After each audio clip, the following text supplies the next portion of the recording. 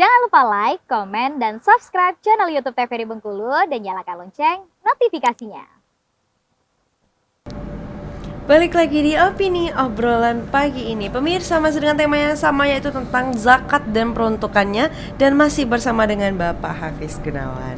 Dan ini adalah ketua dari Lazismu, lembaga ya Pak ya? Iya. Lembaga Amil Zakat Infak Sadaqah Muhammadiyah. Oke deh. Bapak tadi kan sempat tertunda nih membahas bagaimana nih antusiasnya masyarakat untuk berzakat dan juga bersedekah ketika bulan suci Ramadan. Kalau untuk animo masyarakat pada di bulan Ramadan biasanya lebih banyak ya, baik yang muzakinya maupun mustahiknya lebih banyak di situ. Penghimpunan juga lebih meningkat di Ramadan. Penyaluran juga untuk peruntukan juga lebih banyak di bulan Ramadan kita lakukan. Oh begitu. Kalau untuk ada nggak Pak batasan waktu kalau untuk zakat fitrah itu? Kayak batas tanggal berapa Ramadan gitu? Kalau untuk zakat fitrah itu kan sebelum sholat Id ya, itu. Tapi kalau kami jangan sampai sebelum sholat Id betul. Iya kan. Kalau gimana lagi untuk menyalurkan gitu ya? Bukan menyalurkan, ketika walaupun kita menyalurkannya ada waktu. Tetapi ketika kita kasihkan uang kan dari zakat fitrah di situ, orang kan tidak sempat lagi belanja. Oh iya benar. Peruntukan itu kan ketika di Idul Adha, Idul Fitri itu kan orang mau bergembira. Iya benar. Tapi ketika kita sebelum sholat itu kita kasihkan, dia masih sedih ketika saya belum dapat di situ. Iya. Jadi dia tidak merasakan kegembiraannya di Idul Fitri itu. Oke, jadi memang nggak sempat nanti untuk beli lauk ya Pak ya, Iya, apalagi pakaian nanti ya. Beli lontong. Iya benar. Jadi hendaklah sebelum itu ya Pak ya. Iya, hendaknya sehari sebelum Idul Fitri. Oke, jadi kalau dari Lazismu sendiri ada batasannya tuh nggak terlalu dipakemkan gitu ya. Batas misalnya kayak 20 hari Ramadan udah selesai nginput gitu nggak? Kalau kami sih biasanya kalau untuk penerimaan zakat fitrah 3 hari sebelum. Oh, 3 hari terus sebelum. Hari besoknya baru kita mulai penyaluran. Jadi kan kita juga kan sebagai lembaga yang mengurus juga kan ada juga kesibukan masing-masing juga ya, kan. Ketika mau Idul Fitri kan siapa tahu mau istirahat atau mau kegiatan-kegiatan yang lain kan, mau kumpul keluarga. Iya benar. Mau bersih-bersih rumah. Mau bersih-bersih rumah. Bantu keluarga. Benar sekali. Nah, ini kalau untuk menyalurkannya itu biasanya langsung ke orang-orangnya atau ada kriteria seperti apa gitu loh Pak?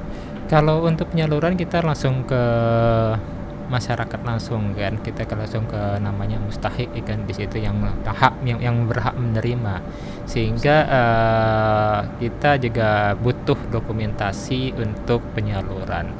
Itu perbedaan ketika individu dengan lembaga. Kalau individu kan tidak boleh itu foto atau apa. Kalau kita di lembaga wajib kita foto. Kan untuk laporan kita sudah dikasih betul donasinya saya kemarin, mana buktinya. Itu kewajiban kita sebagai lembaga harus mendokumentasi kegiatan-kegiatan penyaluran itu. Oh begitu ya. Nah kalau mengenai zakat nih Pak, bagaimana sih Pak ukuran zakat nih sebenarnya? Karena kan katanya nih setiap orang tuh berbeda nih wajibnya. Iya. Seperti apa tuh Pak? Kalau kewajiban kan sesuai nisabnya tadi, 85 gram tadi. Misal kalau sekarang kalau dilihat itu, kalau gaji 2 juta itu sebenarnya udah bisa berzakat di situ. Hanya 2,5% dari gaji. Berapa sih kalau misalnya 2 juta dari 2,5% kan nggak terlalu besar kan di situ.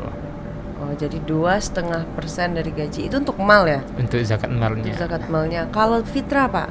Kalau fitrah kan sesuai sekarang, kalau dilihat beras sekarang kan sudah mulai naik ini kan. Kalau tahun kemarin kan kalau kita bagi 3 golongan kan, ada yang 40, ada 35, ada 30. Kalau sekarang belum kita bisa menghitung karena harga beras masih naik ya kan.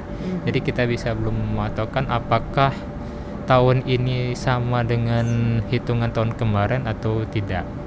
Oh, jadi ukurannya itu berdasarkan berapa nih harga beras sekarang seperti Ya itu kan, ya? beras kan kita dilihat di sini kan, Iya. di situ.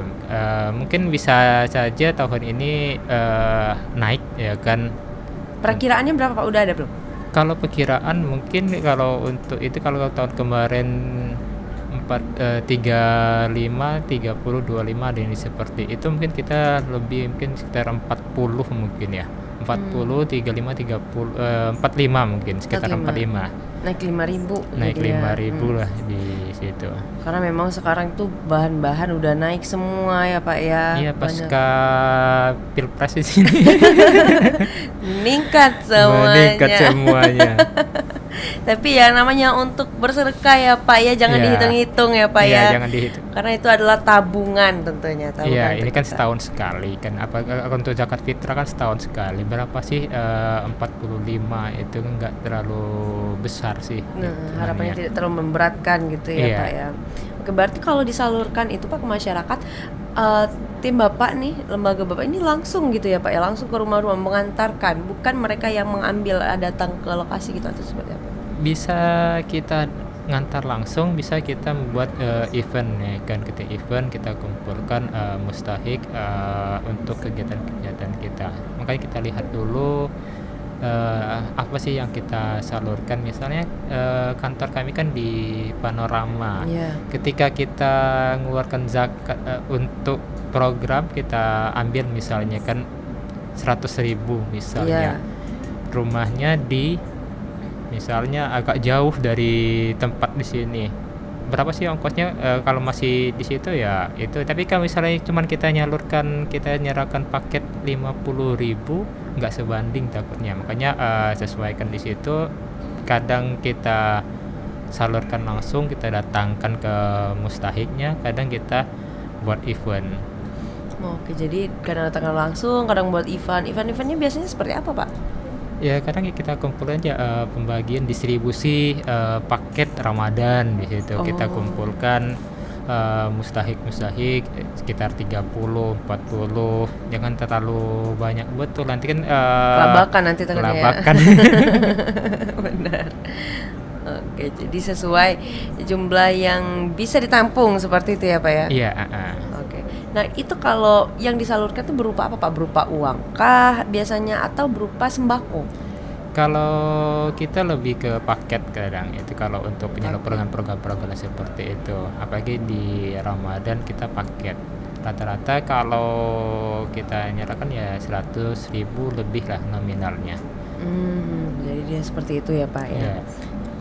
Bagaimana, apa sih Pak sebenarnya kriteria orang yang wajib untuk, bukan wajib ya, orang yang bisa untuk menerima zakat? Biar pemirsa tahu juga nih Pak, jangan sampai salah sasaran Iya. gitu.